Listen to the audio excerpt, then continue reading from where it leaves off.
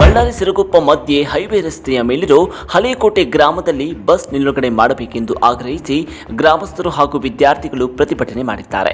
ಪ್ರತಿನಿತ್ಯ ಬಳ್ಳಾರಿ ಮತ್ತು ಸಿರುಗುಪ್ಪ ತೆಗಳಕೋಟೆಗೆ ಹೋಗುವ ಮತ್ತು ಬರುವ ನೂರಾರು ಪ್ರಯಾಣಿಕರು ಮತ್ತು ವಿದ್ಯಾರ್ಥಿಗಳು ಬಸ್ ಸ್ಟಾಪ್ನಲ್ಲಿ ಇದ್ರೂ ಕೂಡ ಬಸ್ ಅನ್ನು ಯಾಕೆ ನಿಲುಗಡೆ ಮಾಡುತ್ತಿಲ್ಲ ಎಂದು ಗ್ರಾಮಸ್ಥರು ಆಕ್ರೋಶವನ್ನು ವ್ಯಕ್ತಪಡಿಸಿದ್ದಾರೆ.